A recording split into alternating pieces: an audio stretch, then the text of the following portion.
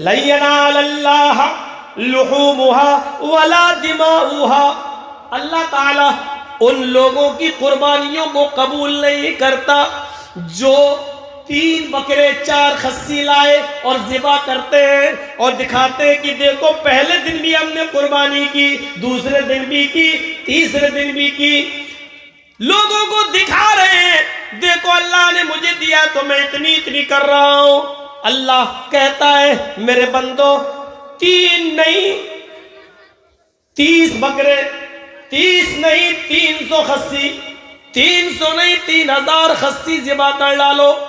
یاد رکھنا تمہارے ان جانوروں کا خون اور گوشت ہمارے پاس نہیں آتا ہے۔ لن ینال اللہ لحومها ولا دماؤها، تمہارے ان جانوروں کا خون اور اس کا گوشت ہمارے پاس نہیں پہنچتا۔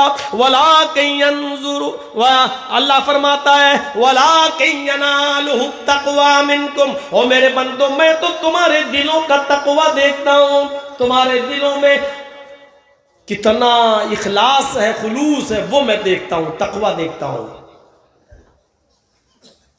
لوگ بیان کرتے ہیں نا، آپ نے بھی سنا ہوگا اپنے علاقے میں بہت سی تقریریں ہوتی ہوں گی قربانی کے دنوں میں، تو کہتے ہیں کہ یہ حدیث لوگ بڑے شوق سے بیان کرتے ہوں گے کہ قربانی کا کتنا ثواب ہے، اللہ تعالیٰ ہر ایک بال کے بدلے میں ایک نیکی دے گا۔ مولانا لوگ بیان کرتے ہوں گے، جبکہ یہ حدیث صحیح ہے ہی نہیں۔ قربانی کے ہر بال کے بدلے میں ایک نیکی۔ صحابہ نے پوچھا اللہ کے رسول اگر بال نہ ہو، اون ہو تو، جیسے بھیڑ ہوتا ہے، مینڈھا ہوتا ہے اور اس پہ بال نہیں ہوتا تو اون ہو، تو اللہ کے نبی نے فرمایا ہر اون کے ایک ریشے کے بدلے میں ایک نیکی۔ یہ حدیث ہی نہیں صحیح۔ آپ خود بتائیے، میں غریب ہوں لیکن ایک خصی کرنے کی طاقت ہے میرے پاس، میں لے آیا۔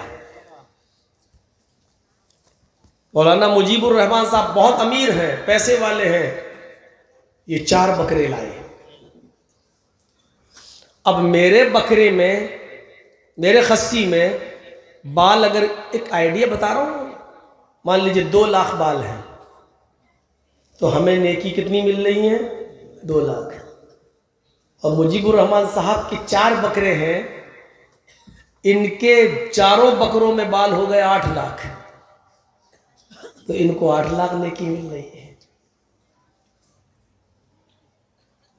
یہ عقل میں بھی نہیں آتی یہ بات۔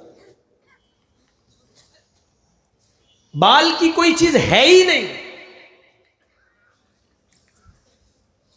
ہمارے یہاں خلوص ہے، ہم اللہ کے لیے کر رہے ہیں، اس لیے ایک ہی کی طاقت ایک کر رہے ہیں۔ مجیب الرحمان صاحب لوگوں کو دکھانے کے لیے کر رہے ہیں، دیکھو 4 کر رہے ہیں۔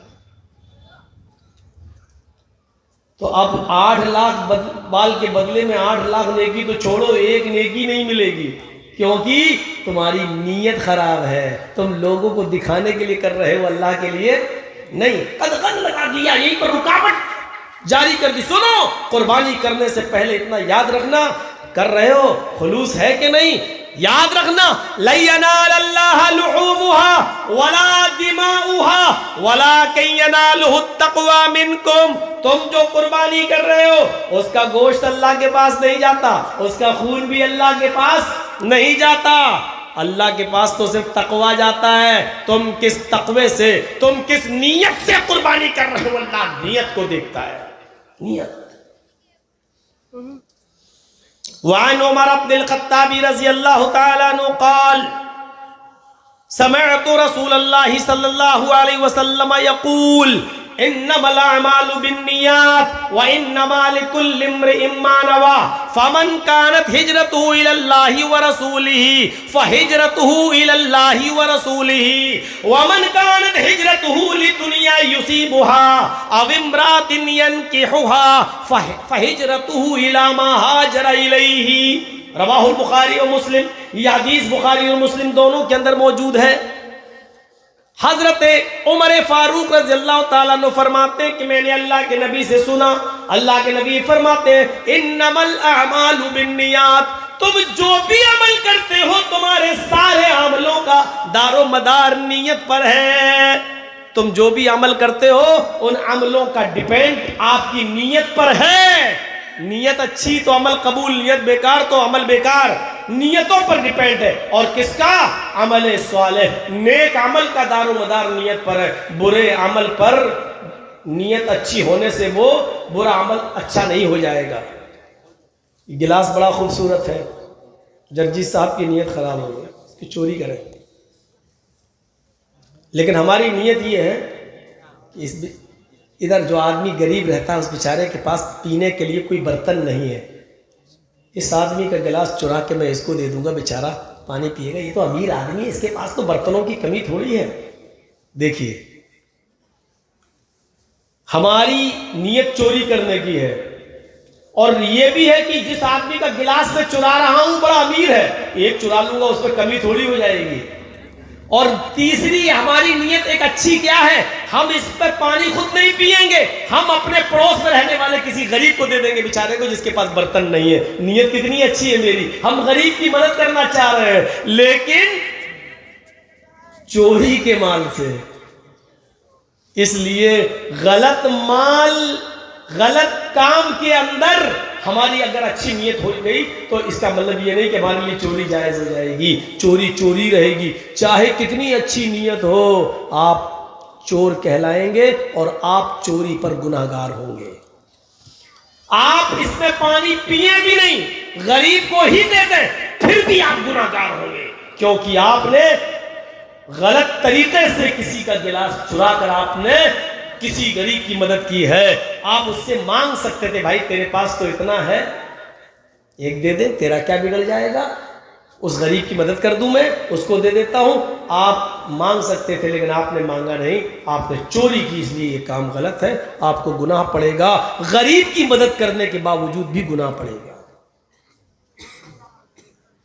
مجیب الرحمان صاحب کی جیب سے 1 لاکھ روپے چرا کے ہم پڑوس کی مدد کر دیتے ہیں، بیچارہ اپنی لڑکی کی شادی کر دے گا. ہم نے 1 روپیہ بھی نہیں لیا، اس غریب نے لڑکی کی شادی بھی کر دی، لیکن ہم ٹھنڈی سانس لے رہے ہیں، چلو بیچارے کی ایک غریب لڑکی کا گھر بس گیا. لیکن ایسا کرنے سے ہمیں ثواب نہیں ملے گا، کیونکہ ہم نے غلط کام کیا ہے، اس لیے ہم اس کے گناہگار ہوں گے.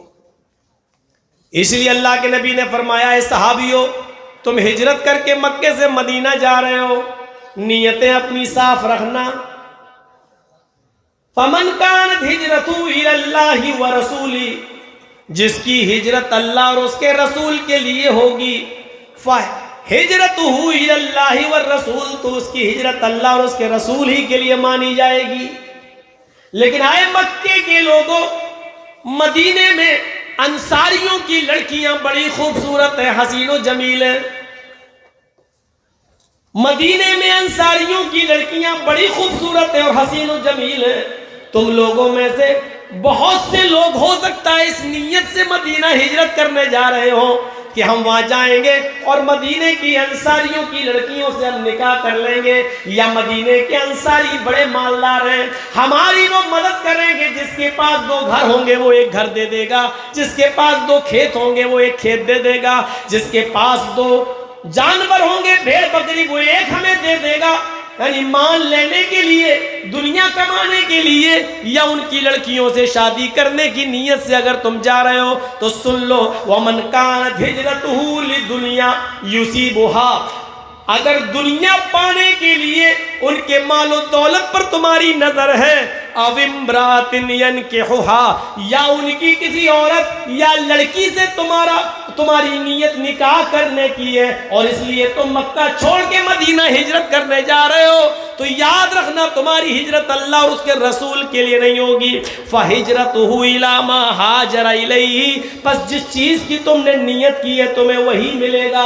یعنی لڑکی تمہیں مل جائے گی، مال و دولت تمہیں مل جائے گا، لیکن تمہاری ہجرت اللہ اور اس کے رسول کے لیے نہیں مانی جائے گی. کلیئر کر دیا، صاف کر دیا. بخاری شریف جب آپ کھولو گے، پنہ الٹو گے، تو آپ کو سب سے پہلے یہی حدیث ملے گی بخاری شریف کے اندر. پہلی حدیث، جانتے ہو امام بخاری نے پہلی حدیث کیوں نقل کی ہے بخاری کے اندر؟ یہ امام بخاری کی عقل کو داد دینا پڑے گی. کیونکہ آپ جو بخاری پڑھنے جا رہے ہو 7000 حدیثوں کا مطالعہ کرنے جا رہے ہو، اس میں نماز، روزے، حج، زکوٰۃ، لین دین، کاروبار، بزنس، جنت، جہنم، ہر چیز کے معاملات ہیں، لیکن ان تمام معاملات کو پڑھنے سے پہلے تم اپنی نیت صحیح کر لو، کیونکہ آگے کا معاملہ سب نیت پر ڈیپینڈ ہے، نیت پر ڈیپینڈ ہے۔